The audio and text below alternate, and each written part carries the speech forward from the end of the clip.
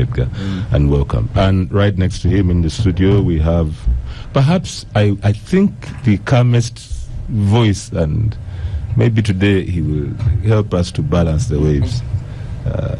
Mr. Joseph Walugembe. John Walugembe. Why do I always confuse you with Joseph? But John Walugembe is going to help us to keep our finger on the pulse on where things matter most, the money and the economy. Welcome, John. Thank you very much, and it's a pleasure to be on the gang as always. And right next to him, Mr. Derek Wandera. How are you doing this morning? We would have never had a better replacement of Oscar. in terms of calmness. I might refuse to leave. You guys are saying very nice things. As long as you get the gun, you will stay. Dr. Chirudi, you're a good man. And just switch off internet. But always a pleasure being on Capital to speak to the masses and discuss issues. Thank you for the invite. Welcome, and we're glad. We're expecting. Can you imagine he has lampooned all the listeners into masses? Let me tell you, we communicate to masses, as journalists, so I know I'm talking to masses. Is in a good mood, you will not survive.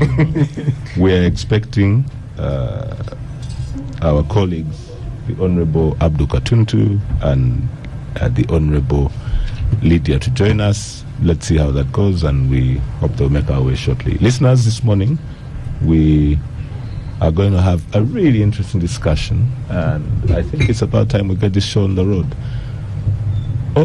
Why don't I start with you? Let's talk about Iran first. I think the last time the topic came up, the war had just started, but from where you're sitting, have you bought your full tank yet? Are you worried this thing might come to our shores? What are you seeing and what are you thinking? Well, of course, we need to take care, but we have been given assurance by the government of Uganda that the flow of fuel will continue, because now we import our own fuel, we distribute. So I want to take the government of Uganda on its word. Obviously, of course, you even when you do that, you take precautions by limiting the spending, limiting unnecessary travels, and so on. So we would still appeal to Ugandans to be a little bit cautious with what they do until we see probably in the next 2 months or so how the war in Iran affects the global chain of businesses. But yeah, that's it. As for the war, I think it has been long in the pipeline. I think they just took time to find a strong-headed person to explode, and now here we are. I'm not sure how the dynamics will play. I see as if Americans are using the same old strategy of shock and awe. I suspect they intend to soon launch comprehensive air war, isolate Iran by using threats to their would-be allies, who, for now, they seem to be holding out their fort by refusing to directly join the war. But knowing what America is, I'm sure they will get their way. I don't know whether what is in Iran is bravado. You remember Saddam Hussein, you remember Gaddafi, and so I don't know. Iran could also take, having been allies of the Taliban, I suspect they are going to adopt the Afghan way and go into war of attrition to milk out the energy or sweat of the Americans. So it's still early to determine the course of this war, in my view. But obviously, I think it is unjust war of the Americans who want to bully the world, and particularly in this time, I think there are many issues domestic that the President of America is trying to divert attention away from those issues. But be that as it may, it is the global power. I don't seem to see the allies of Iran getting directly into the war, although they are now being dragged in by innuendos. So yesterday, I think they started accusing Russia, for example, of providing on-the-spot intelligence to the Iranian, as if that is illegal, because they themselves provide intelligence to others and others provide intelligence to them. They even give them bases. But I think that is meant to whip public opinion, particularly their audiences, their domestic audiences, that we actually have a known enemy, long-standing enemy, supporting this so-called rogue regime. And yet, America is the global rogue regime. Those are very strong ones. But what a point to end. And you've raised a number of points there that I want to sort of follow up on. No, I'm now a private citizen. He's a private citizen enjoying the freedom of expression. He's MP elect. but let me just follow up with you on a few points there. America as a global regime. You've touched many points. America as a global regime. Trump is. I don't know if you've seen that really old movie, Wag the Dog, which is basically my understanding of how certain people run states. When there's a problem at the center, you cause a distraction somewhere, and hopefully people forget. So, from what you're reading, is this about? You mentioned domestic diversion. Is this about Epstein? Are there other issues he's dealing with? But also, just before you respond, your point on military strategy. I'm seeing two interesting movements here. The Americans are doing shock and awe. I agree with you. Do you think it will succeed, given that the Middle East has learned to go underground, and Iran seems to have done that in this situation? But also the way Iran is responding by drawing in the neighboring allies in the Gulf, the U.S. allies in the Gulf, Qatar and so on, which is causing a knock-on effect, airspace, shipping lines. How do you see that stretch out? Do you think this is likely to be a long war? And lastly, on your point about the assurances from the state, do you think in this case government has given enough assurances and there is actual ground preparation in terms of how we respond? For instance, assuming we have shocks on fuel supply. Let me start with the last one. I don't think we are capable in the long run to buttress ourselves from the ripple effect of that war.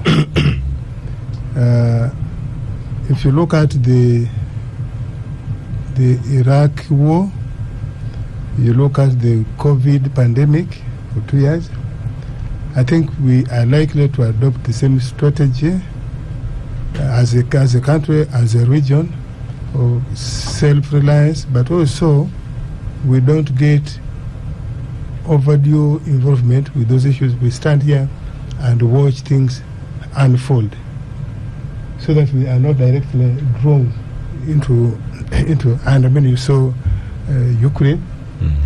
We have survived the same way. So I think we are going to survive in the same way we have done with Ukraine, with Iraq, with Libya, and so I'm not overly worried.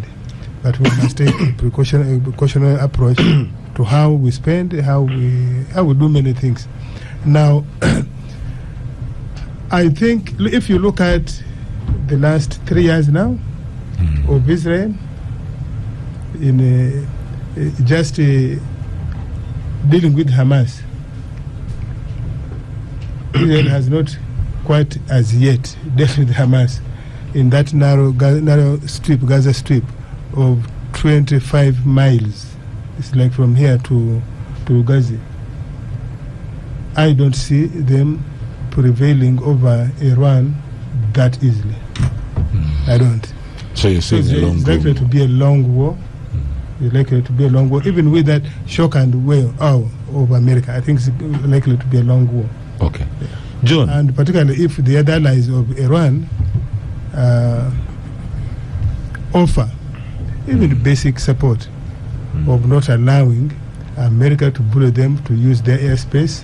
I don't know whether America by itself will impose close off their airspace. Iran is a very large country. I don't know whether that's possible. And what arsenal of arms or ammunition does Iran has to deal with, supposing America chooses to close the airspace like they did with Libya. I don't know what that would mean. And I think that's why the Iranians are saying, our ground, please come to the ground, and we'll deal with you on the ground. And the US seems to have understood that they don't do very well on ground. Yeah. But let me come to you, John. I want to try and, before we go, because I know the moment I go to Edgar, we are going to get even more. It will bring Burundi. He's going to bring Burundi into the war. Burundi is no longer at war. No. It is now going to.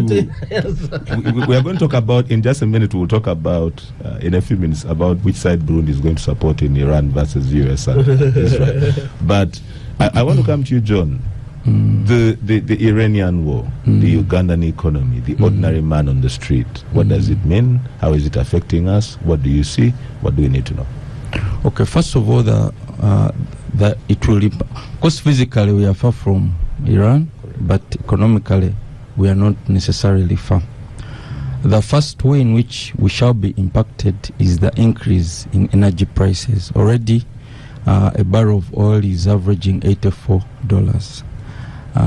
We think if this war continues for a long time, it might hit 100 and 150, which might start to cause us issues, because as Uganda, we are still a net importer of petroleum products, and even though we have a stake now in the Kenyan pipeline, and we have set up UNOC, and there are some strategic fuel reserves, this cannot necessarily be enough to take us through a long period of such a war.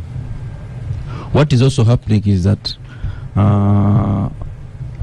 then that will lead to the increase in everyday commodities. So now locals, Ugandans, will start to say, oh, things are suddenly more expensive than before, because once the cost of fuel and the cost of transport increases and there's disruption in the global logistics system, it will reflect in the cost of ordinary commodities. Now the central banks will try to raise interest rates in order to fight this inflation, but this will be imported inflation, so they'll not have much space. Instead, they'll simply make it difficult for people who want to access credit to be able to run their businesses. What you also see at such times is capital flight, that some of these investors, either portfolio or otherwise, choose to take back their money because they feel it's an uncertain kind of period, and therefore they are safer having their money back home. That's why you now see that the US dollar is strengthening against the shilling. That indicates that certain investors are choosing to go back and seek safety in the US dollar. There's also been disruption in travel. There's disruption in tourism. Uganda, the UAE and the Middle Eastern countries are starting to become a good market for our products. So there will be that disruption, both in terms of them being the end consumers of our exports, but also them being transit routes for our exports. For instance, most of our coffee would have to transit through there to go to Europe. So the economic impact, therefore, on African countries will be felt depending on the length of the war. Scenario one is that it will be a short war, and that's, I think, was the planning of the US.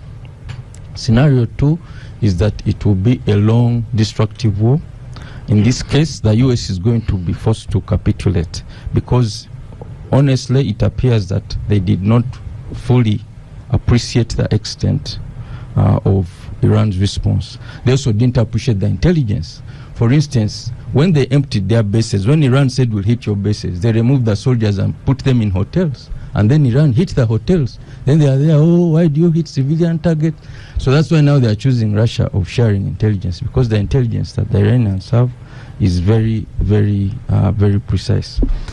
Also, the reasons being advanced by the US for this intervention are not clear, because on one hand, it's to curb nuclear proliferation.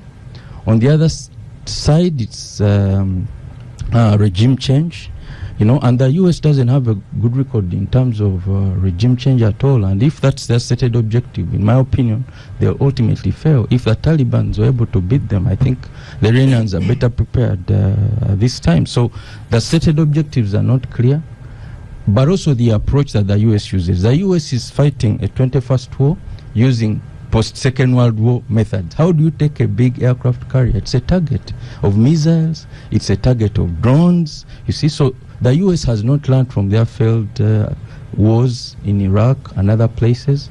They've also not learned from Ukraine, actually, because Ukraine is the first war front where you've seen modern drone warfare being shown. So the US is completely unprepared. But also, if you look at the cost of their ammunitions, you see they are using interceptor missiles to intercept a drone. A drone costs between $20,000 to $50,000. One interceptor missile costs between $1 million and $4 million. You need 3 to shoot down one missile.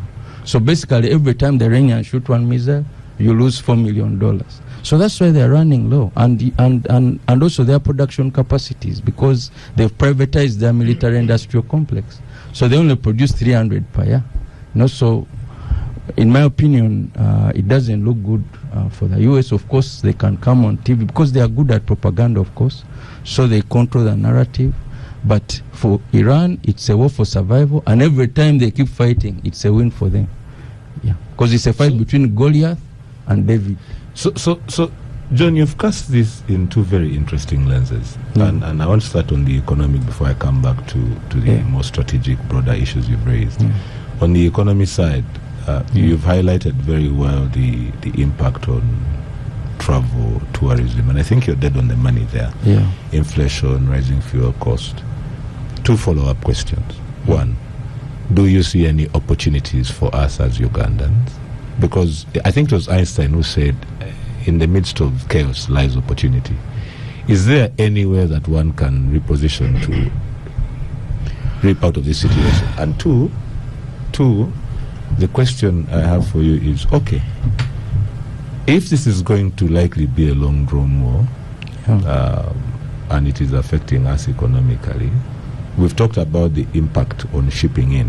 What about shipping out? Yeah. What does that look like? Because if the shipping lines coming in are disrupted, naturally those going out will also be disrupted. Yeah. That means that we can't import what we need, but we also can't export what we sell, which will likely have a knock-on effect.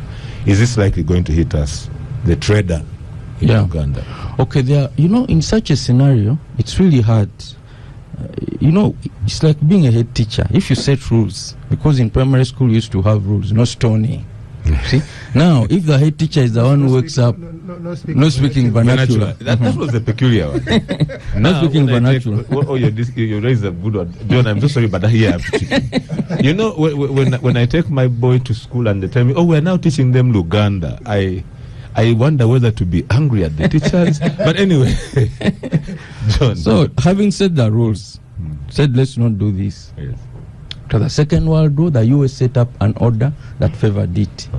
Of course, between 1945 and 1989, they had this Cold War with the Soviet Union then. Correct. But after 1989, they've been the sole power to set the rules.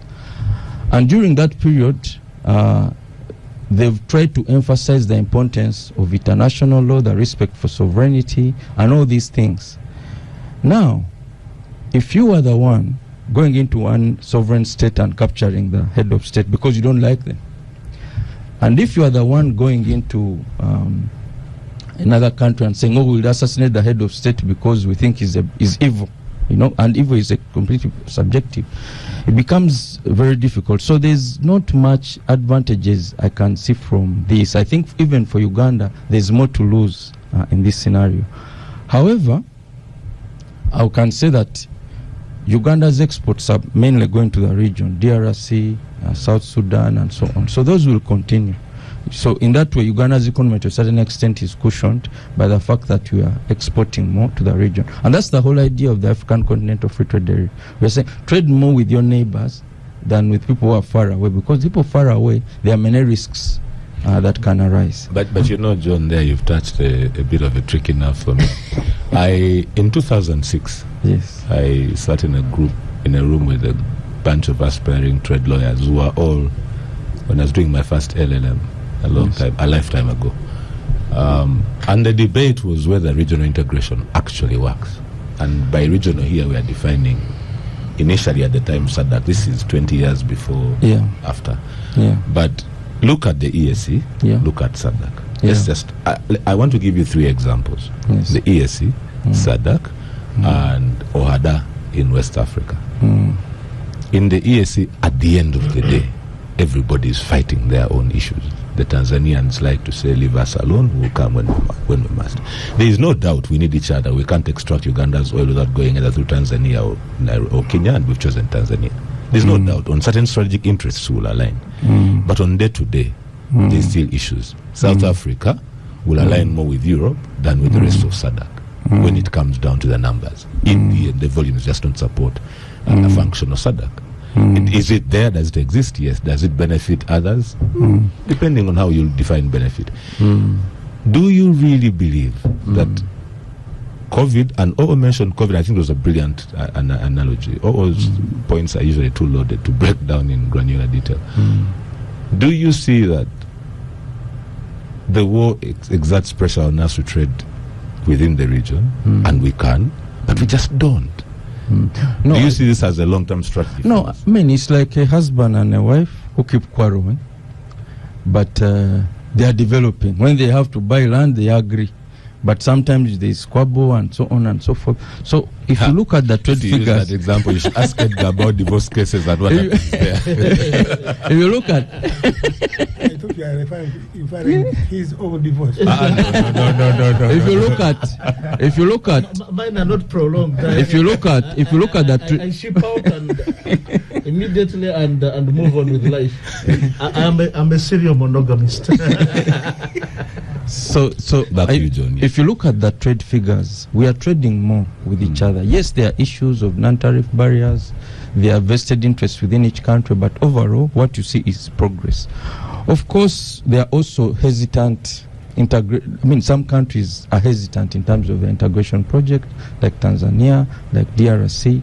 But my opinion is that with time, the facts speak for themselves. DRC, being a member of SADC, will trade more with Uganda than it will with South Africa, whether it wants or not. So ultimately, regional integration, from an export perspective, is the way to go. In terms of import substitution, I think it also presents opportunities. Because if we import less, then you have to think, okay, what can we do to replace some of those disrupted supply chains? What can we do to replace?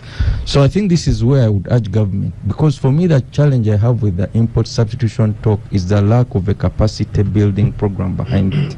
You know, you can say we are import substituting, but if there's no intentionality supporting manufacturers and so on. And we recognize that industrial policy now is different from the industrial policy of the 60s and 70s. But government can try to be innovative using that to ensure that you support the growth of local businesses, local manufacturers. The scale of trading is so much, you know. In our country now, 70% of business people are trading. This is dangerous, in my opinion. We need to look at growing our manufacturing base. Supporting the growth of industrial parks is one, but also supporting the growth of the cottage industry sector. For me, I would set up a special program to support the growth of cottage industries. So John, you've gone where I was hoping this discussion would go. When I asked all the follow-up about are we really that prepared, and we talked about, and I brought up the issue of exports, what I was hoping we'd get into is maybe what the war is showing us is that, and actually laid the foundation for us well. COVID, Iran, whatever is happening, external pressures that affect us on a day-to-day basis that looked remote 10, 20 years, 50 years ago are not remote anymore. We need to start looking internally for solutions, and what are we going to do when we can't reach the shores in unpredictable timelines. But let me just give you a lot to do. Since COVID, have you noticed that almost 60%, 70%, if you go to supermarkets, you go to outlets, are things Ugandan made and region.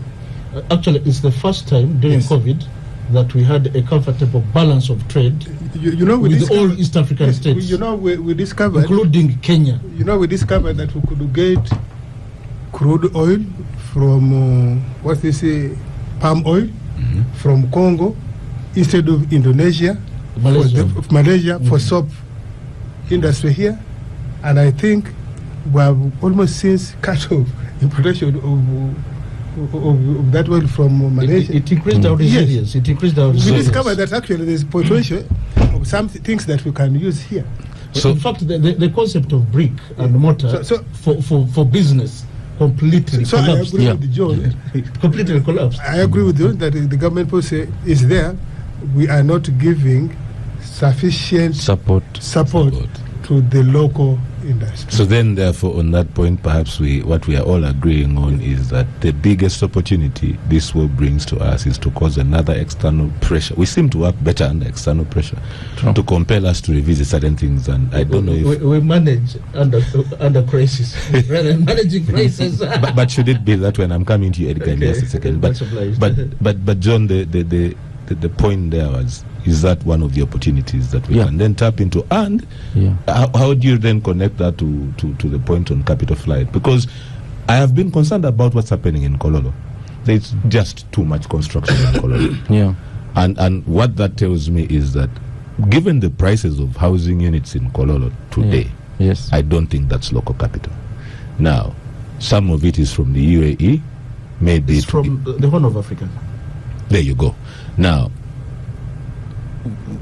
if the capital that is infusing the economy now is in large part external, and you have a disruption like this where people will sit on their balance sheets, first of all, are these the kinds of people like the multinationals? Every year if you watch March, April, the dollar suffers because people are repatriating, right?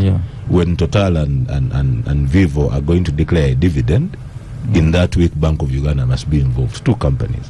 Now, Horn of African businesses, I don't think are that structured. So you have a new dynamic in the deeper economy. What does that?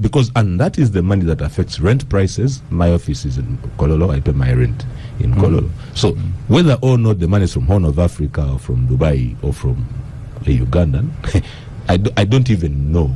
All I know is that I pay rent in dollars for an apartment in Kololo so that I can earn in Uganda shillings. And when the dollar suddenly jumps, my rent doesn't fall.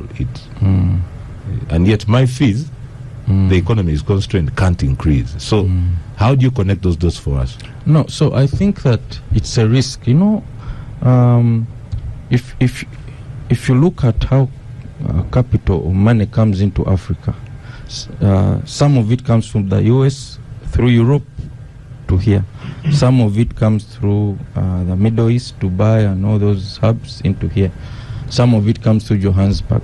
So if you have a Middle East, because now countries in the Middle East like Saudi Arabia and the UAE were now becoming financially confident to come and invest in Africa. Now if you create the kind of risks that they are facing at the moment, unanticipated risks, because when the UAE diversified from oil and gas or tried to diversify, it went into aviation and tourism. Now these are very sensitive sectors. Now if you're showing that they are hitting, so this conflict threatens both, so it will make the UAE less able or willing to allow its people to invest before sorting out things at home. The other issue is around remittances. We have our young people working in all these countries, Saudi Arabia, Bahrain, UAE. They're sending back money that's helping to cushion our economy. Now, if the UAE is in trouble, if these countries are in trouble actually as a whole, the GCC countries, then you're also going to see them accepting fewer and fewer of our young people, and then that will to a certain extent affect the economy, at least in the short term. So I believe that overall this conflict is not good for Uganda, but also Uganda can also learn some lessons in the sense that the global order is changing. The respect for sovereign states is not taken as important anymore, at least in this U.S. administration. The change in warfare is also something that I think the country needs to change its defensive posture so that it's able to fight modern wars, not the wars of 1920 with tanks and stuff like that, because some of those are useless, as you can see in this war and the Ukraine war. So it means as a country, as we are discussing about investing in security, we need to ask ourselves, where do we put our money? Okay. Yes. Brilliant. Now, the Honorable Abdul Katuntu has joined us. Welcome, Abdul. I love your shirt. I think we're the same size. So how about the white beard? We'll be talking about this shirt after the show.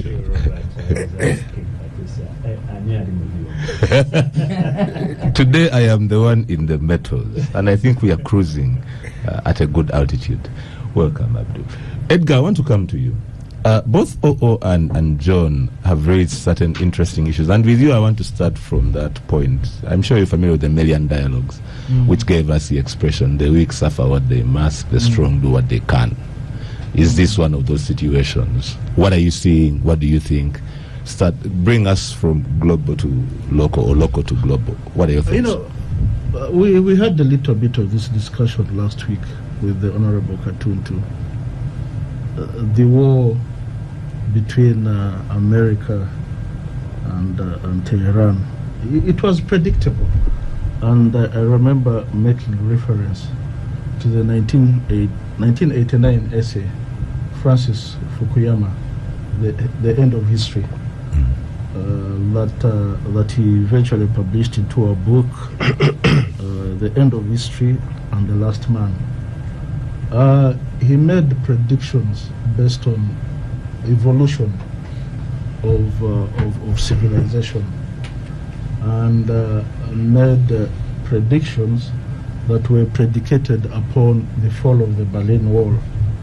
Now, once communism fell apart, and the collapse of the Union of Soviet Socialist Republic, USSR. USSR. Let's say Soviet Union. Okay, let's say Soviet Union. USSR, whatever they styled it.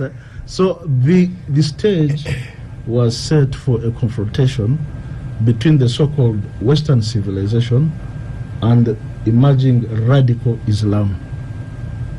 With the overthrow of the Shah of Iran in 1979, who was perceived to be pro-Western, and indeed the oil resources were being managed largely for the benefit of the Westerners. And in the aftermath of the overthrow, there came what they called the revolution, Ayatollah Khomeini, and the emergence of radical Islam. Now, in that region is that small but very critical state, the state of Israel. And the state of Israel, it's established on the principles of Zionism, largely Judaism. Mind not the kind of administration they're running there, and the suppression of the Arab population. That's a discussion for another time. But it sits uncomfortably in a region where Iran was emerging as a nuclear power. And that threatened not just Israel, but also American interests in the region. Mind you, every American administration has gone to war. Every American administration has gone to war. Clinton basically decimated what was known as Yugoslavia. Finished completely. And I mean, what we knew as Yugoslavia, was it who? Was the Joseph? Tito, Tito. And what he stood for, the fragmentation of the states now, some as small as 12 million people. And Yugoslavia was big, and there were many bilateral bilateral developments. The Sheraton Hotel was reconstructed by Yugoslavia. The Sheraton Hotel, the Fort Portal Road, Enago project, and what have you. So the point I'm making is that every American president has gone to war, but in the past, the American diplomacy was subtle. They always gave excuses like human rights, governance, and what have you. Now, in the case of Trump, and I call them the trio, Trump, Vance, and Rubio, they have made it very clear that for them they are transactional. But Edgar, don't you prefer people like them who shoot straight? I'm coming to that. I mean, for them they are very clear. And before they did that, before they went to hit Iran, because they knew it was going to disrupt the chain, the supply chain, supply and distribution chain process of particularly that Strait of Hormuz. The Strait of Hormuz is very critical for movement. But even one of the, I don't want to mention names of companies because sometimes they can affect. I'm a lawyer of 25 years experience. You just don't mention names anyhow. But the company that was awarded the contract to do our refinery, as well as there was also the ones who are doing the bulk supply to UNOC, has a refinery right in the UAE, and will be directly affected by some of the happenings in Iran. So we may be far from the spectacle of war, but we're not far from the fuel pump, and it's going to be affected in a significant way. In the last 7 days alone, the dollar has shot up by 100 shillings, and it may close higher at the end of tomorrow. So we have that constraint of capital, the dollars being repatriated by these big corporations, and now we're being hit by this war. And more onto that, I happen to come from a tea growing area. As a matter of fact, my family are tea planters, third generation, in Kabarole, in a place called Kijura. We have been through one of the business magnates, chairperson of the what you call them, Entrepreneurs League in the NRM, has been quoting Iran to buy our teas because the other tea consuming countries are at war. Wait, but don't you fear trading with sanctioned regimes? Are you guiding them on this point? I'm mentioning that person. I mean, we wanted to grow to whatever increased market for our tea. So it's going to affect us in a very significant way, and I don't see it ending anytime soon. But there's one aspect I want to bring out that many commentators seem to have missed. I think the trio, Rubio, Vance, and Trump, picked Maduro to access the oil resources, well knowing that they were going to disrupt the supply chain and protect themselves. And you remember he made it very clear after he had captured him. He said, we are now going to have clear flow of what? Of oil to our country. So you're saying it's all part of a big picking Maduro was strategic. Very, very strategic. And the corollary is that whenever you step in the way of American interests with the persons like Trump at the helm, we are going to see more Maduros, more Khomeinis falling in the same attempt. Derek, do you agree with this assessment? Is Maduro the first of many dominoes to fall? But just a rejoinder, Maduro was not the first one to be picked. Noriega in Panama was actually picked from the Vatican embassy. From the Vatican embassy. So Trump isn't the first person to just throw the rule book away. Only that for him, he's very over top of what you had. America has a terminology that the establishment. So the establishment is always present in America, regardless of who's sitting in the chair. Washington consensus. You know, it was actually who taught me a very valuable lesson. I don't even think he remembers this. But one time drew the distinction between the throne and the power behind the throne. But I want us to go to Derek. Do you agree with this assessment? Certainly, and I think all speakers have mentioned that every American administration finds space to have war with one or the other, or two countries. We've seen so many of these coming through, and like it's always said, when two elephants fight, the grass suffers. It's therefore not surprising that we are seated in this place, in this studio, speaking about the war between the U.S., Israel, and Iran, and yet we are very, very many miles away from them, but facing adverse effects at that. I think it was last week, no, this week actually, the Bank of Uganda announced that inflation is set to grow to about 5% from the 3.1 where we're trading right now. Headline inflation. Yes. I think the last time we had very high inflation was, I think, 2011, the post-2011 election, where it went into double figures. The boats to call jets, and our reserves had been depleted. And I know that if this war even escalates more, probably we are going to plunge into the same situation. But we are being affected in very many ways as a country. UAE as the biggest, the area that's being targeted. You look at our numbers every year, that we take about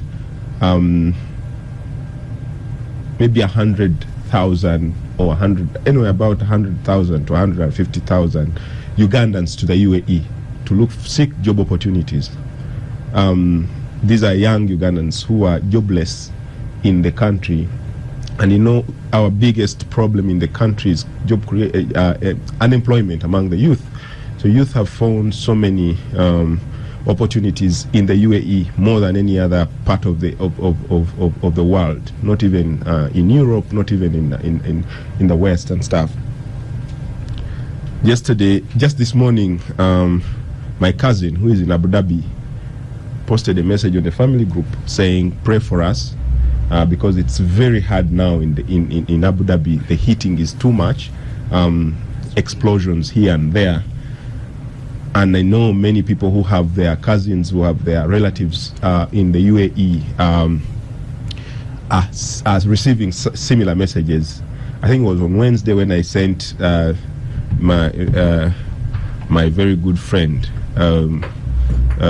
a message and asked him, "Hey, are you safe?" Where you are. He's also in Abu Dhabi.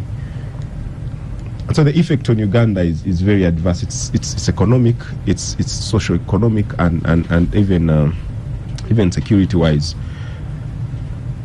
Even education part.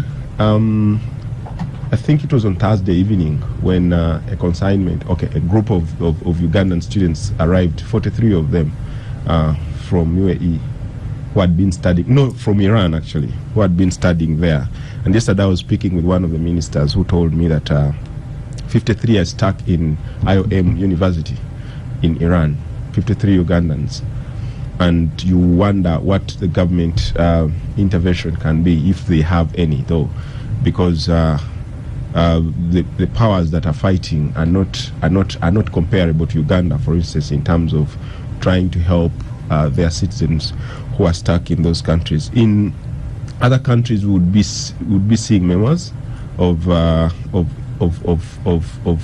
embassies if Uganda was at war. Derek, just there. Yesterday, Americans issued a statement telling their citizens that America cannot do much. Yes. Just stay safe wherever you are. So Derek, you're touching on. Derek, you're touching on many really critical points here. And the first one that I am really glad you brought up is our thoughts and best wishes to all our Ugandan people who have gone out there, and some of them not even just the casual laborers.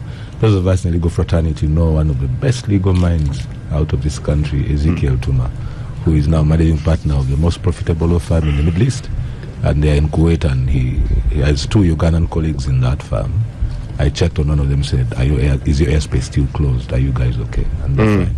usually we forget that, and the plight of our young people that you mentioned who are in the UAE.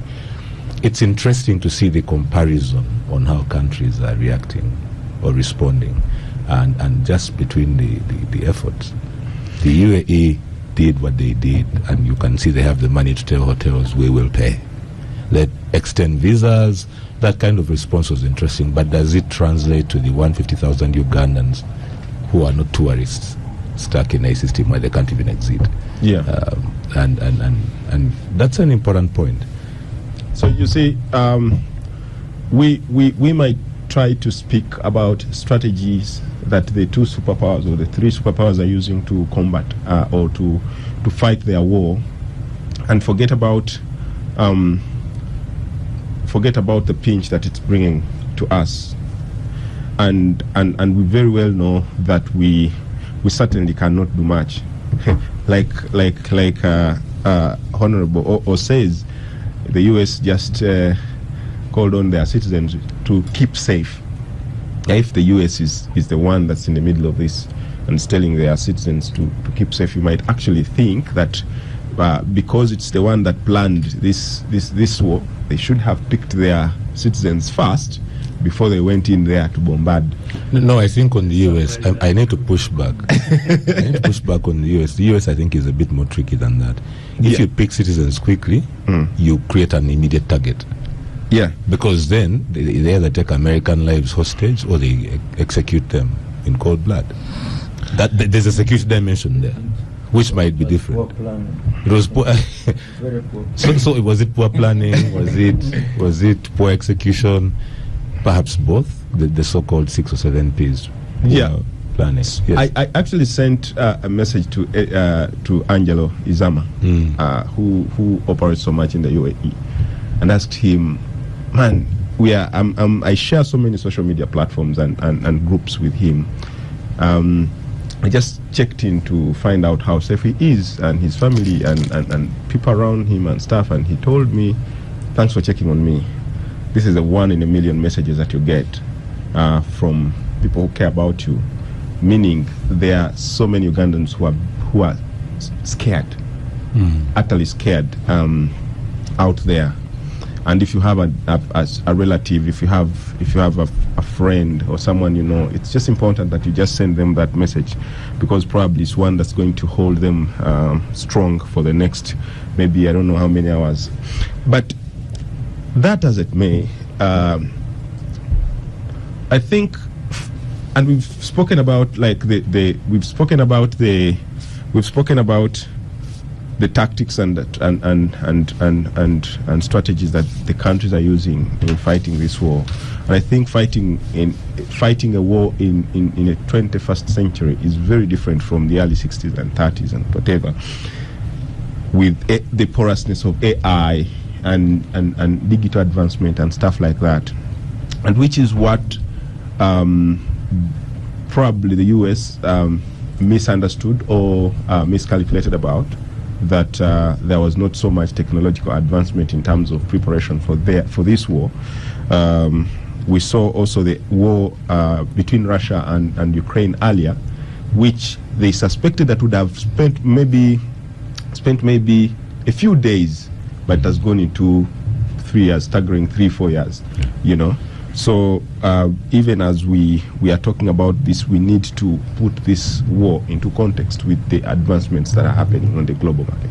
Wonderful. Thank you very much, Derek Wanderer, for those insightful reflections. Now, before I'd like to come to Abdul right after the break. For now, let's pause and allow Oo to wash down this chapati, which was baked by Musoga. I have a philosophy that every good chapati in the world is made by Musoga. But he's washing it down with Sir Coffee. Capital FM. Bank of Uganda advises all regulated financial service providers that their deadline for only dealing with licensed SACCOs has been extended to 30th September 2026. All regulated financial service providers are encouraged to continue supporting SACCOs who are in the process of obtaining licenses. Bank of Uganda does not expect any regulated financial service provider to deny financial services to eligible SACCOs until the expiry of this period. For any inquiries, please contact the Office of the Director, Non-Bank Financial Institutions Department, Bank of Uganda, or the Bank of Uganda website. This message is brought to you by the Bank of Uganda. In the food industry, your strongest asset is a trained team. But are you truly confident in your food safety standards? Meet the National Food Safety Institute, NFSI. We are leading providers of food safety technical support across Uganda and Africa. We offer practical food safety training for hoteliers, industrialists, farmers, regulators, and anyone building a career in the food sector. Join our monthly scheduled courses or let us design a tailored program specifically for your operation. We provide conformity assessments to help you meet global standards. Call National Food Safety Institute today at 0393 100 655 or visit nfsiafrica.org. NFSI, advancing safety and quality, making you better. Mayanja Memorial Medical Training Institute, located in Barara City, informs the general public that the admissions for January and July 2026 intakes are ongoing in the following medical programs: Certificate in Nursing, in Midwifery, in Medical Laboratory Techniques, Diploma in Nursing Extension, in Midwifery Extension, in Medical Laboratory Technology, in Clinical Medicine. Requirements are UCE, transcripts, certificates, and former school identity card. Application fees 55,000 shillings. For more information, call 0393 194 431 or 0200 923 468. The Capital Gang on 91.3 Capital FM. Right, welcome back from the break, dear listeners. And Star Cafe seems to have put something in this morning's coffee. The break is just too hot, with people talking about carrying bazookas to fist fights and stuff like that. But I'd like to now go to welcome Lydia. Lydia has joined us, and welcome. Can you advise the prospective speaker parliament to observe decorum? As you can see. I'm sorry I've come late, but I bring you greetings from Mbale. And I'm sorry I was up and down on Women's Day issues. Tomorrow is Women's Day. The purple is about, this is the color for Women's Day. And for the elder I want the gang to plead with him to spare me a little, even if it's to beat, use a small, don't use a hammer to beat me, because I'm a very, very obedient cadre, sir. We shall stop our issues in the caucus. Sir, I plead with you. Lydia, I'm going to come to you just a second, and we'll talk about sticks and maybe your former students in school. You might have things to say. But I'd like to bring this back to the topic where we were, and I want to come back to Abdul. Before we went for the break, we'd heard from all the colleagues in the studio, but I'm really, really curious to get your thoughts. 1 week in, this war, Uganda, the rest of the world, Trump, what are your thoughts? Well, I think we talked about it last Saturday, that Trump did the timing correct, because Iran's biggest allies have been both China and the USSR in this. As of now, Moscow is involved in another war. So its attention to this particular conflict will be less, because it's already fighting with Kyiv. And if it unduly interferes, then Zelensky will certainly be provided with more weapons to do damage to him.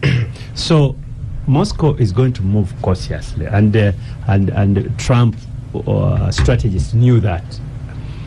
But we are now in a situation where the two military world powers are involved in wars. It's something which direct wars, active wars, both Moscow and Washington. Now, the issue is, us as a continent, what are the lessons? First of all, Uganda, necessity sometimes makes us move out of our comfort zone. And we need to see where the lessons learned from all this. As we move towards oil producing, we should now know, I mean the OOs, if they are still strategies for the government, we should now know that there's going to be more interest in this Uganda oil producing country by countries like the US. And that has happened in Sudan, and that has happened in Angola, that has happened everywhere. So we will not be this darling of the West, especially if we make a few progresses. And Edgar knows this. You have seen what has been happening in Congo. Because of their wealth, now everybody has gone there. Some small countries also try to go there, small geographically. I'm not sure that with Edgar in the studio you want to go down that road. yeah. So they try to go there, but the big boy has already gone there, and you see what he has already done. Lobito Corridor Yes. being financed by the United States. Yeah, you see, so to some of these people who are especially associated with Proto One Uganda, you should be putting your heads together. You know, in the short run, you can say, you know, oil prices are going to be high, blah, blah, blah. Yes, in the short run, yes. But can you look beyond this? What does it have? What implication does this sort of war have? Yes, we're going to have a little bit of turbulences, both in the short, long run. Things like Derek is talking about, our Kadamas are going to have problems. Have been going to UAE and so on. Now we are not. And by the way, what is the annual bill now of those Kadamas to this economy? 500 million. Sorry, 500 million. Yeah, it's $500 million. Half a billion. Yes. Yes, annually. From just that's that Kadama, those Kadamas. No, but when you look at remittances coming in from all over the world in Uganda, I think now globally our remittances are over 1.1 billion. Yeah, but we are talking about in the Gulf alone. In the Gulf is easily 40-50% of what is coming in. No, it's 50. It's actually slightly above 50% of the remittances. So it is substantial. It's substantial. So those and you know, you need to go up country and go to Western Union, Centenary Bank, or any other bank with a Western Union branch. At the end, the MoneyGram. You know, in the last week of the year, of the month. And you see the lines, relatives coming to pick money. You know, everywhere in the country. No, you can even say, go to the villages and look at construction. Yes. Construction. Yes. Mabati, Matafari houses coming up. If you ask who's doing that, they tell you Kadama. There's a girl from here who is in Saudi or and Abu Dhabi. of course, that also explains the expansion of the factories, the industries that manufacture building materials. Yes, whether you're talking about cement and so on. But Abdul, back to your point, yes. Yeah. So that in the short run, we are going to have all those effects and so on. There is no economy today in the world which is immune from the effects of that war. Countries like the Philippines, you can. I think they're in real big. Pakistan, they're real big trouble. Because when you travel to those countries, whether you're talking about Dubai, you're talking about Qatar, and so on, you'll find all of Filipinos and Pakistanis, including Indians. So yes, the world will have a little bit of tremors, economic tremors, but what lessons can we learn from them? Like indeed, we had the problem of the Ukraine war at the beginning. But for a very dark cloud, there is this silver lining. I could see Uganda has since then developed a little bit of capacities on some issues arising out of the Ukraine conflict. Yeah. In terms of I think, manufacture. fertilizers and so on. There are things which we are taken for granted and we are just importing them. Now we seem to have found some capacity to manufacture them. And I think for this very dark cloud, there is that silver lining. For me, the thing that shocked me the most about Ukraine was the fact that 30% of the world's wheat came out of Ukraine. So the bread we ate on a daily basis, yes, the price went up because of that. But Abdu, you've given us some hope. Incidentally, our colleague, our senior colleague Donald Nyakairo just pointed out to me that the payments in the UAE are for people in Abu Dhabi, nothing for those in Dubai. Yeah. So what payments? The payments, the ones the government was making. The remittances? The ones he means. No. They are ones we were talking about earlier of the intervention of the government. Saying people in hotels don't check out, government will pay. So you can imagine there are layers to this. And I think this is the point that you're making, Abdu, and that Derek also made. There are layers to this. You have the Kadamas whom we take for granted, but are a substantial player in the economy. You have sophisticated people earning and can afford a fairly more comfortable life in those countries. Then you have the tourists who are stuck in the middle of nowhere with nowhere. Yeah, but you see, looking at it at another level, Iran has been quite a resilient and a prosperous country. I've been to Tehran myself. And sometimes when you go there, you don't imagine that this is a country under sanctions. Yeah. Because you see, it had some sanctions, but there are those the Americans can't drop out. For example, its trade with China continued because Iran continued selling its what? Its oil and so on. So to that extent, the country continued, on a prosperous run. And America really, I don't know whether this is not the beginning of the descent of the American empire. Because, let us look at history. How long did the Roman Empire last? Not a century. How long did the British Empire last? Well, it still lasts. We are speaking. We are speaking their language. Ability to physically occupy and influence the entire geopolitics of the entire globe. They controlled the high seas. Yes, and so how long? Even the Portuguese, remember at one time they the French, the high seas. Even the French. History says no civilization, no empire lasts more than a century. And let me tell you why. So even the Americans themselves should be looking at this. I mean, such a section of the Americans. They have these sophisticated weapons, very sophisticated and expensive weapons. You can't use it.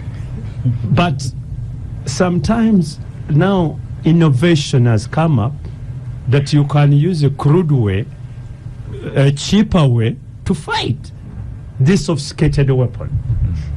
The story of the drones, for example. Very cheap. That to sort it out, you must use very, very sophisticated and very expensive, maybe 5-7 times more expensive than they are.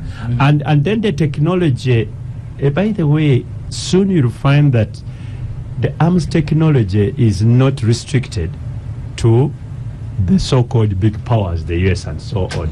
You're going to find smaller countries also coming up with some innovations, especially because now the world is going to drones. Drones are really big menace now. Especially in the Abdul, I'd like you to conclude, but the point you're touching on now, you're provoking me to bring up the use of AI in war. I mean, all those. That's why. But perhaps you're parting going. So we can, that's why it's going. And I don't you can see this thing is big. I don't think the US has a monopoly of some of those things now. So as they move towards Venezuela, they are now in Tehran and other areas tomorrow. I think they should know, because see, every war gives other countries thoughts. So if we are faced with this situation, what do we do? And so on. And guys are back to thinking. And as I end, even the Europe itself, it can no longer rely on the US. You have seen that the European Union now, they have gone into increasing their defense budgets. The other day I was reading the French, Paris has now said is going to increase its nukes.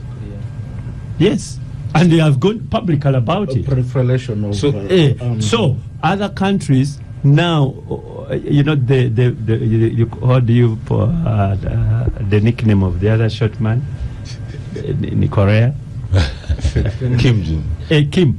You know, you know, That's what his nickname. the other has his other nickname, which I don't have to. So now the guy says, "I told you to sort out this, you must have this power."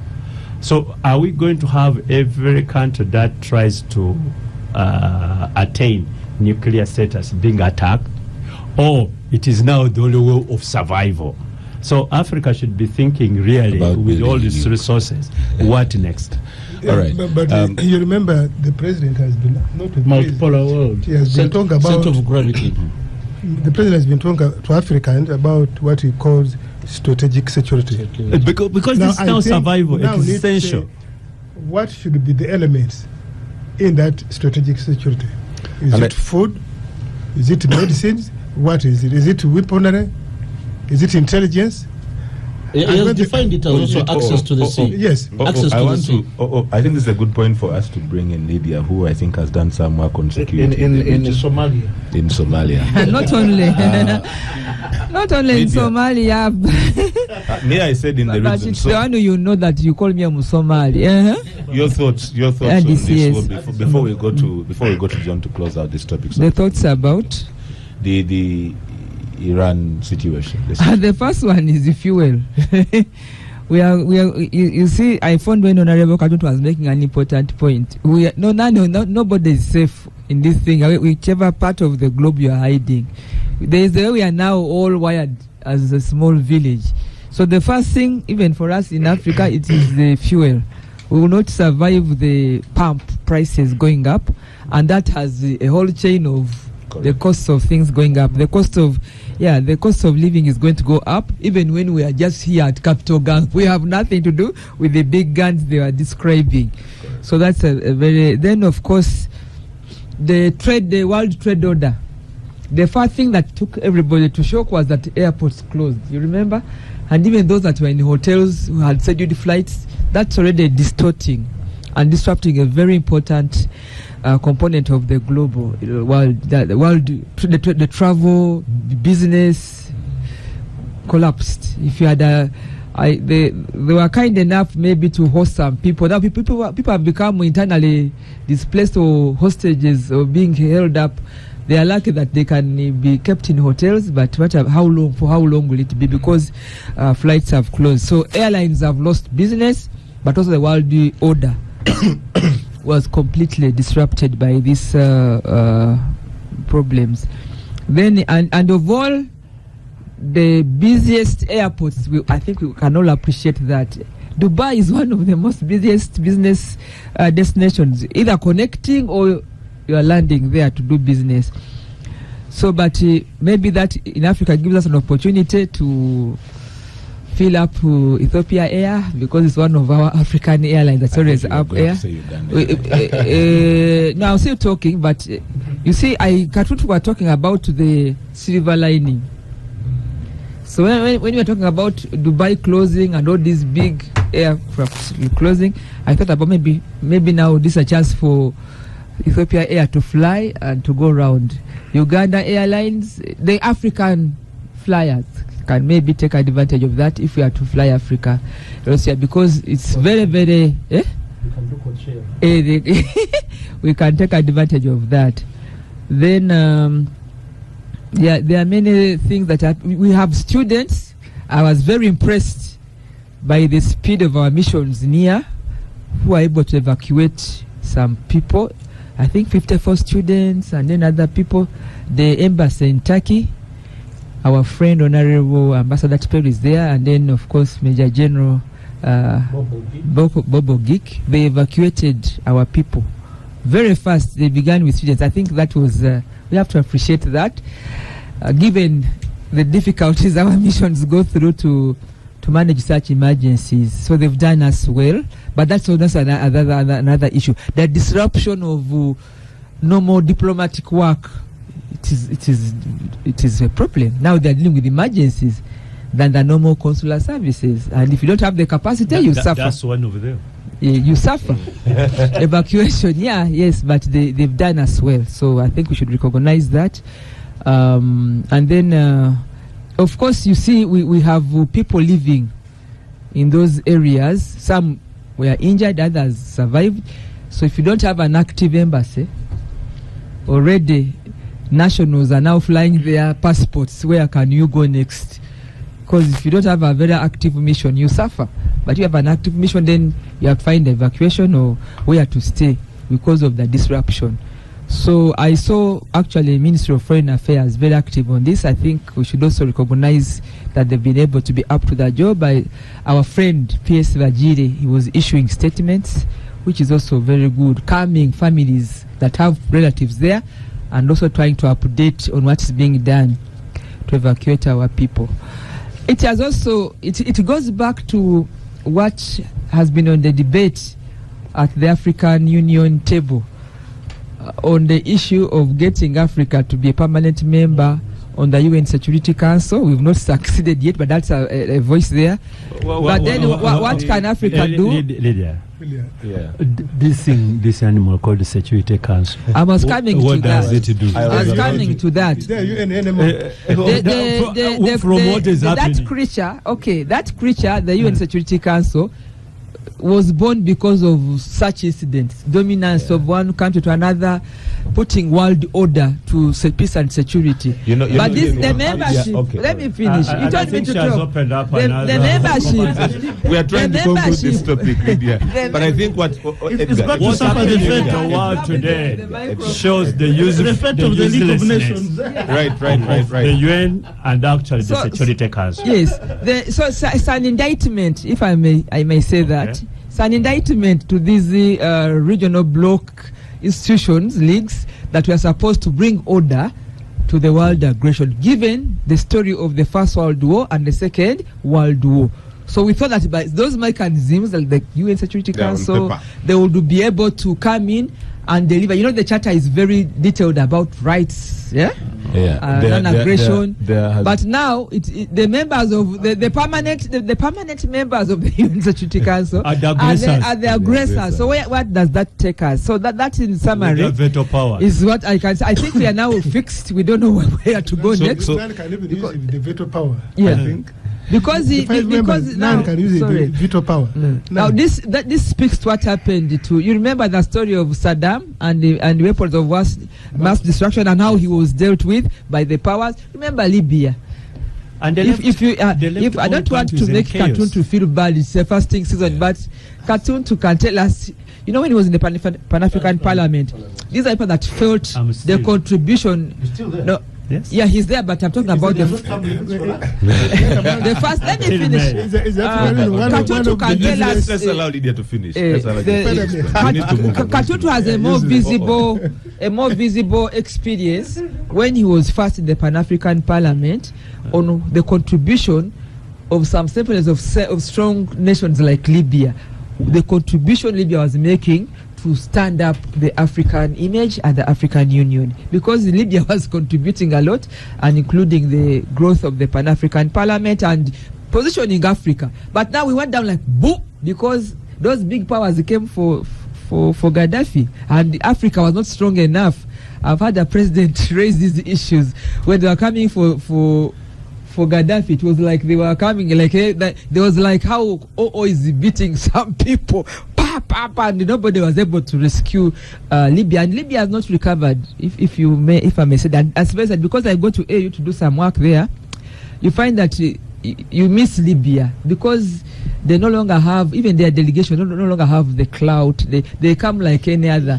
So now we have Libya was our big boy in the house and was helping out with South Africa, Nigeria, and somehow Africa was getting somewhere. Now we are really not doing well at all. Even when we want to say we want to solve our own problems, solutions for our own problems, it's a bit tough. Yeah. You know, I'm used to sitting on that side of the table, and it feels like you have all the time in the world. When you sit here, you realize how fast this time flies. Okay. I'd like us to close out this topic. I think we have another problem. You see, the parliamentary rules of procedure don't allow the speaker to get involved in the debate. But I can see you. You are a speaker who doesn't speak. I see you eating. Dr. Chiruda is a teacher, and first and foremost. This is the one thing that Patricia had to caution me about. And I think I'm doing well. So by the way, you are given your this background. Is a pleasant surprise. So let me go to John to close out this topic, Okay. so that we can move to the next one, which I fear might be just as volatile. As I close, yes, I want to confirm that Honorable Carton received the Pan-African Parliament. When I went to South Africa, while with him, yes, he gave me first-class treatment. which means now I must sue him for never ever giving me any kind of treatment. First-class treatment. I'm not so sure when you went for that IV, the International Visitors Program. I didn't have. That's a fair comeback. That's a fair comeback. So thank you so much.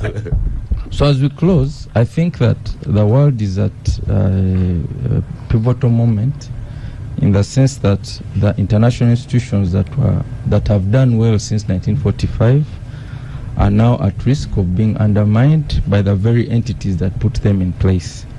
The US is feeling threatened, its hegemonic power, and therefore it's starting to behave in a very erratic manner. That's why I said it's a rogue state. That will put the peace of the whole world at stake. And also I want to disagree with my colleague Edgar, who talked about radical Islam. This is the kind of propaganda that we don't really want. How do you judge that this Islam is radical, this is moderate, this is what? Then should we say there's radical witchcraft or radical, radical witchcraft. We can't. So we don't want to. If you're looking for the left breast of a woman, any radical. So we really don't want. There's even a radical atheist. Like I think is clearly a radical atheist. But yes, John. So yes, these are statements you don't want to associate with. But also we need to look at Israel's ambitions. There's been rumors for a long time about Greater Israel, and Israel wanting to control and have greater control of its members. And if you see now, they are bombing Lebanon day and night. They've taken over the skies of Syria. They control the skies of Iraq. So the remaining obstacle in this plan is Iran. And after that, they are trying to look at either Pakistan but also Saudi Arabia should really be worried. I think at the moment they believe they are safe, these GCC countries, but they'll be the ultimate losers. They have disagreements with Iran because of the Sunni-Shia divide, but they should recognize that at the end of the day, when Iran is taken out, they may also not be safe. It will be who next? Finally, this fight is also about the issue of BRICS. The US is trying to curtail China's access to oil for its manufacturing base. That's why it took over Venezuela, where China was taking 3/4 of the oil. Now it's trying to take out Iran, where China is taking 90% of the oil. It's trying to starve the Chinese economy. They've engaged Russia in a useless war. Brazil and India and South Africa, those ones, they just blackmail. They can change presidents. Yeah, they are completely unreliable.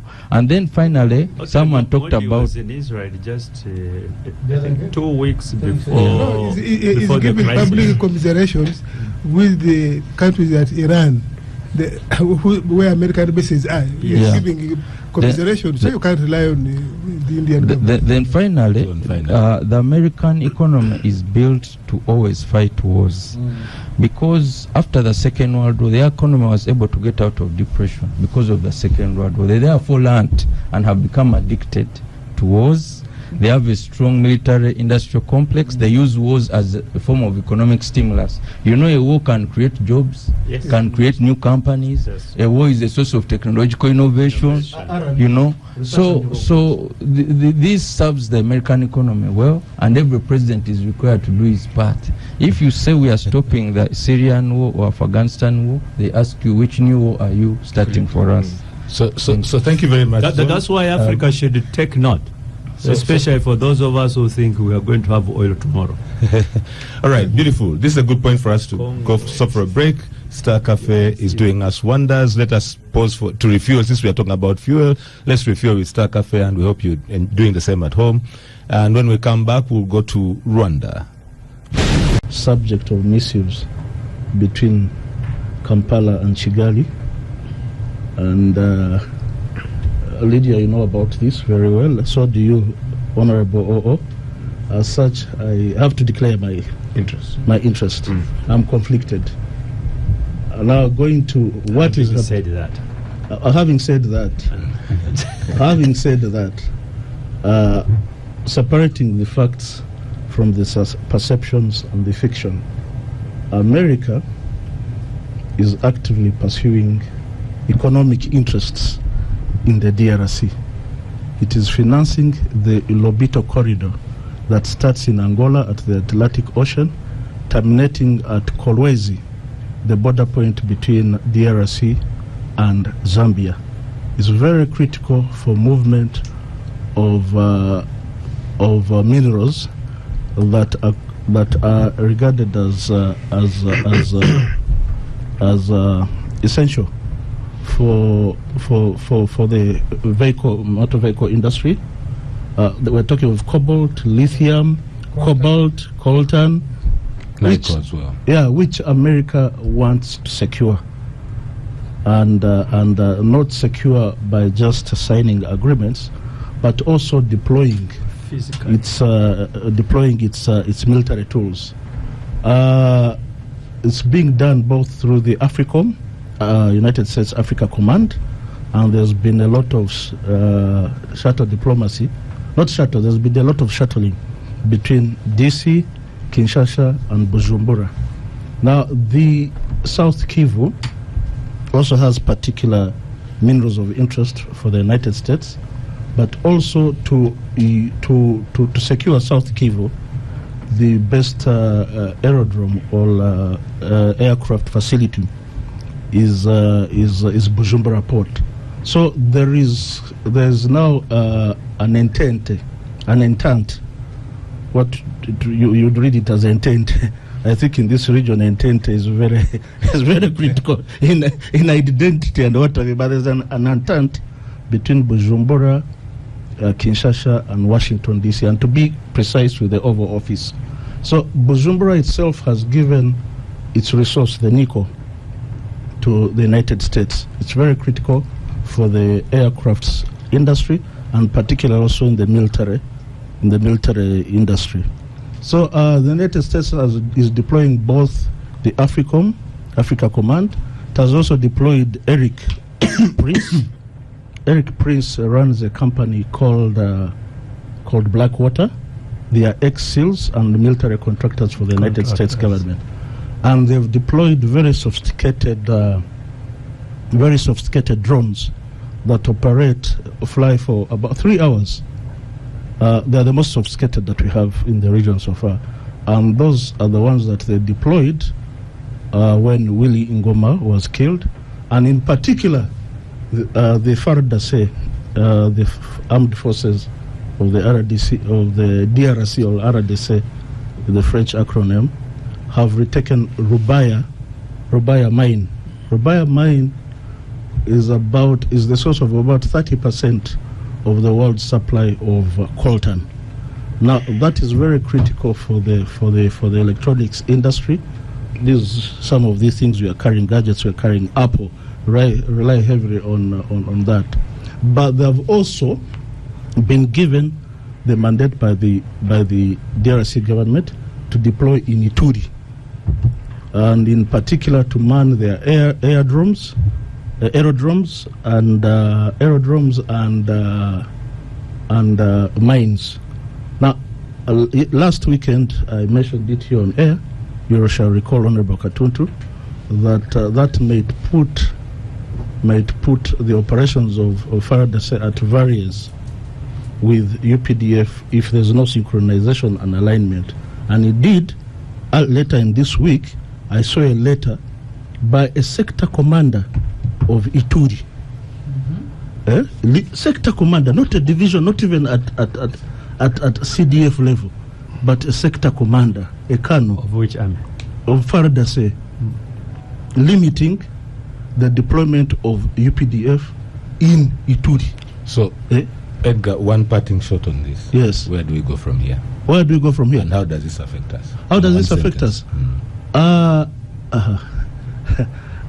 Excuse me from further discussion on this matter.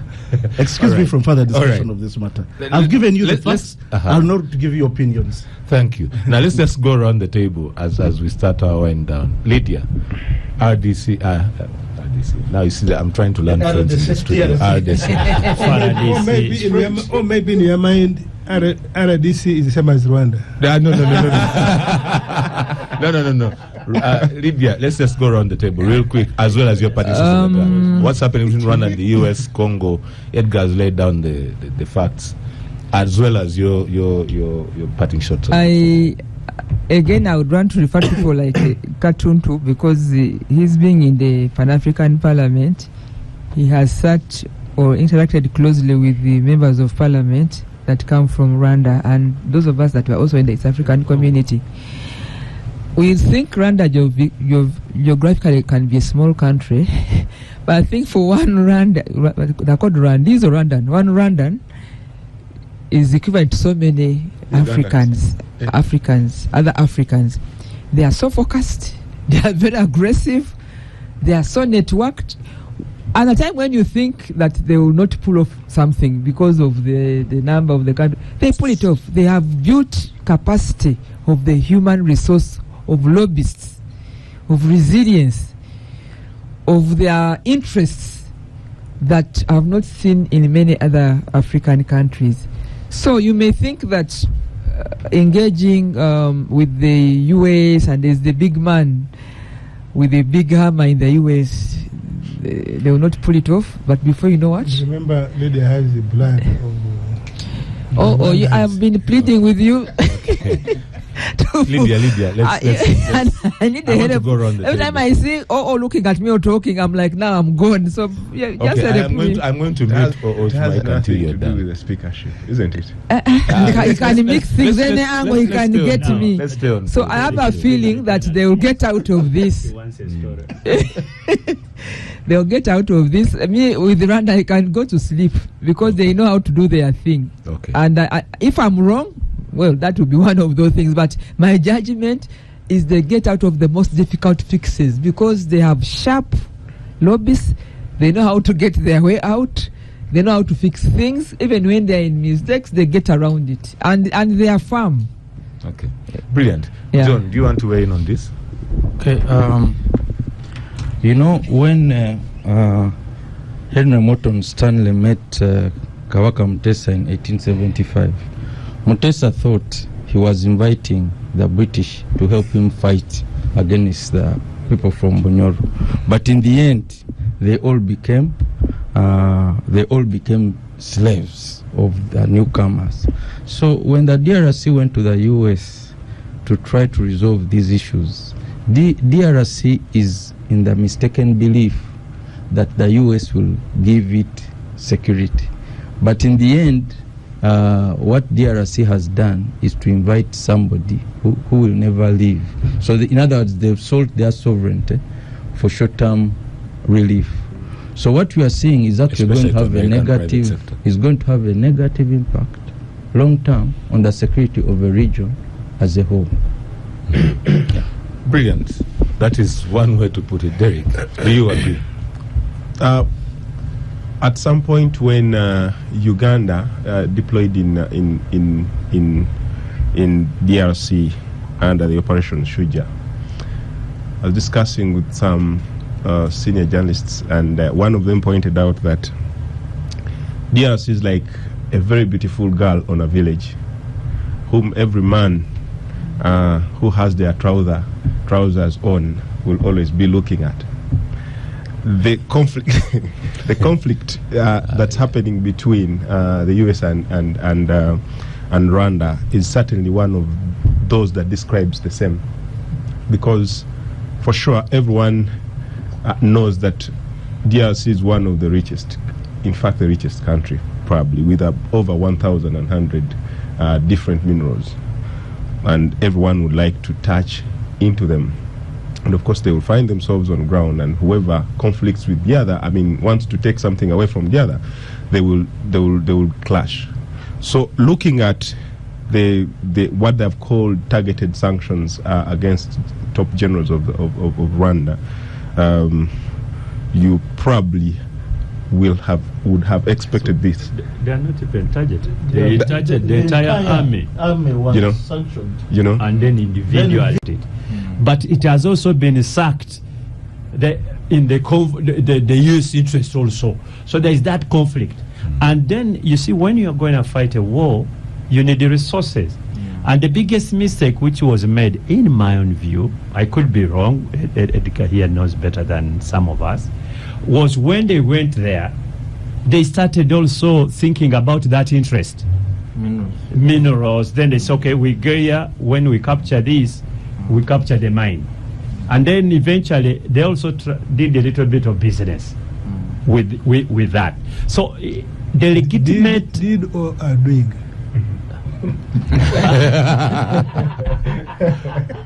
I am not so sure whether it is in the past or present or past participants. So let's say did and may be doing.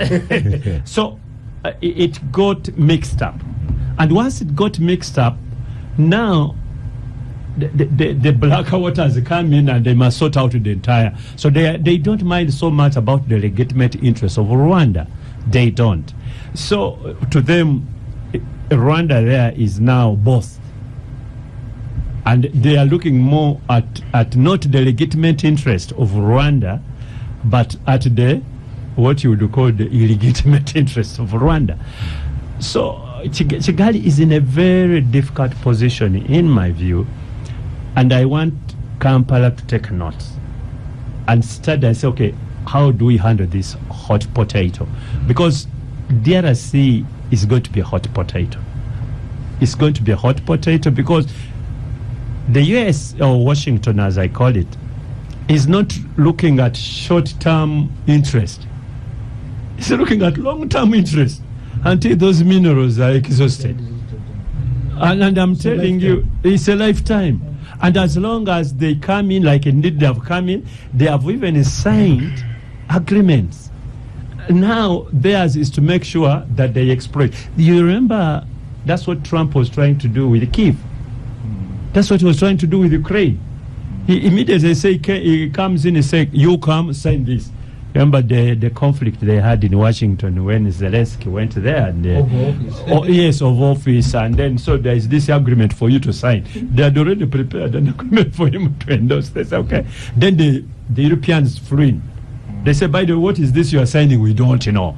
And Trump did speak well about it. So Africa as a continent, and more particularly Uganda, we now need to be a little bit more intelligent and say, okay, once we get involved in this, what is our end game?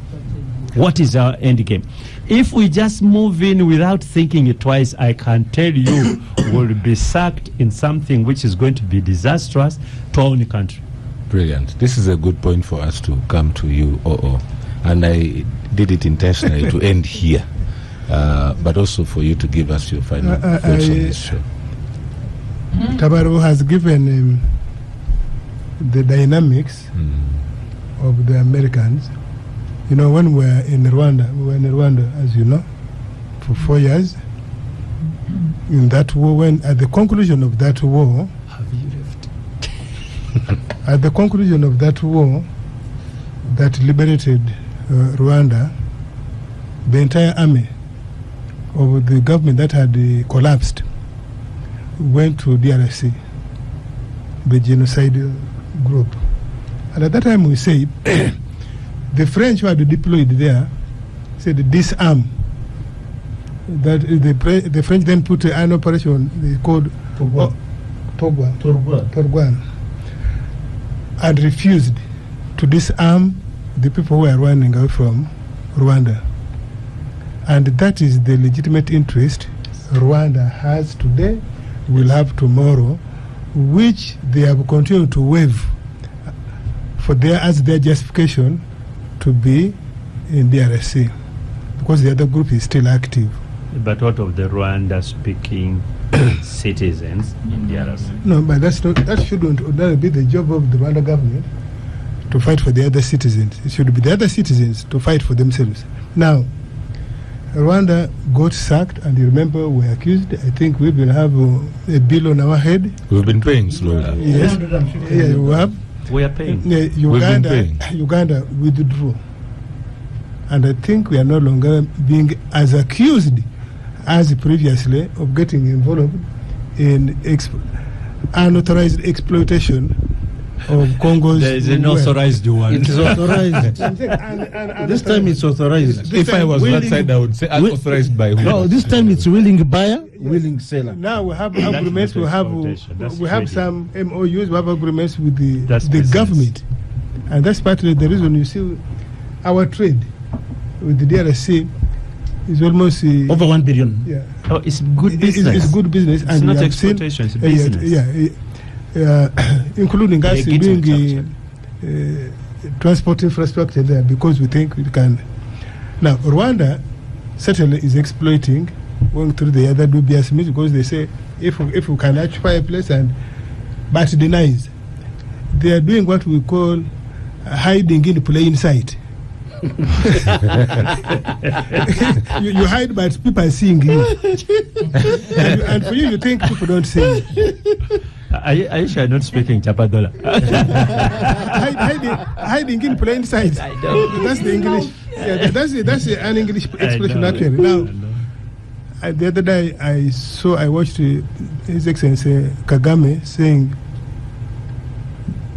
that we have chosen as Africans to kneel, and I agree with him. We have chosen to kneel. The plight of Africa is because the leaders have chosen to kneel even where they shouldn't be kneeling. And he said, I will not kneel. You can bring guns, weapons, and shoot me dead, but I will not kneel. Unfortunately for him, and I think to some extent President Museveni, they have failed, although they have lived in government for long, in my view, they have failed to build a convergence that African leaders, particularly presidents, need to speak one language. You have heard the president here is saying, don't sell your minerals in raw form. Next door in the Congo, what is Tshisekedi doing? He is giving the whole mine, so he doesn't even know what they are taking. The whole country. What's happening? They have sold even the not yet born minerals. So only 60-40%. I think Africa is on path of futility, except if we can do something very, very strange and drastic. And I think we are on path of futility. This campaign of the president saying we need to build strategic security. No African leader, not many, are believing that strategic security is what we need to have in order to survive. I think there is a sense in which I see quite often most of the African leaders are petty-minded. If you ask that, I don't think he even understands why his country is the way it is. But unfortunately, he's the leader by some circumstances. And if you go around Africa, we have many leaders of that type, and therefore it is unlikely that Africa can get out of this quagmire, where just because you see somebody with a brown face, you automatically believe he is superior. He's superior in intellect, he's superior in knowledge, and so on and so forth. We don't seem to see that actually we can come from relative weakness to relative strength. How to deal with these ever-changing dynamics of the world. We don't. And you remember when at the start of the Ukraine war, when the president here says, but why are you crying of wheat when you can actually eat millet, you can eat sorghum, you can eat cassava? Many people didn't see that actually you have so many things in Africa that you can replace wheat with. As basic as that. But I want to put Robert here on task. It goes back our time when we went to school. That's more than 40 years ago. Yes. There was a certain section at the university, you know, when you read the Mamdanis, The Mawazos. the Mawazos, actually the entire Mawazos, and they were so deliberate Robust debate. in the way they were training students, so that you produce leaders who understand this continent better and so on. The political And I economy can tell you, I am hugely disappointed. Can you point one? Can you point We- one oh, we- professor in any of these universities who's driving? A certain thought, or you know, But a really, I renaissance, didn't you know, know we are- or dislikes me this much. I am No, trying to drive the narrative. No, you see, Which one? Technology. Even, let me tell you, even the writings, That's true. it's not even the writings. Just look at those guys, the books they wrote, and so on. And Ali look at Mazrui, Mamadani, look at Nabudere, these people at Yashtando, Makerere, this university. Yeah. You guys, Abdu, you're making an excellent point. I'm going to give you the correct diagnosis off the air on why we are where we are and what personally I am doing. No, I'm talking about because we where are part of the problem. Where we are. No. I'm trying to be part of the solution. I want to Where we are. I want to tell you, By the Robert, way, you by are the part way, of the problem. No. But Abdu, the I'll tell you. context has changed. Information. Context has changed. I think Information. the lecturers in that place, for all intents and purposes, are under strict. It's almost like a secondary school. It's run by- You said No, it's- it's not a secondary, it's a primary school. Gentlemen. Makerere is run by a Soviet-trained To answer your question, Abdu, I will have And you know that. that's where the problem is. Let me answer your question on a personal basis. My doctoral thesis answers a very simple question related to what you were discussing, and Edgar, about how should we design a fiscal regime for natural resources in Uganda? Because I can tell you, I have answered the question. When first oil flows, the fiscal regime is going to change, and the starting point is strategic choices, and how do we reposition for that? So the work is coming, but this is a good place for us to stop. We are out of time, Edgar. The African is the author, in major part, the author of their own misery. That is a very good place for us to stop. I want to just thank everyone. Thank you all. Thank you, Edgar. Abdu, thank you for your thoughts on the gang. Thank you, Derek. Thank you, John. Thank you, Lydia. Happy Women's Day to our ladies, all the women in our lives, past and present. You should have, but we are out of time. Lydia. We want to thank Star Cafe for giving us a wonderful hosting. Up next is Rough Cuts with DJ Nyoe. Thank you for coming to the gang, and I wish you a wonderful weekend.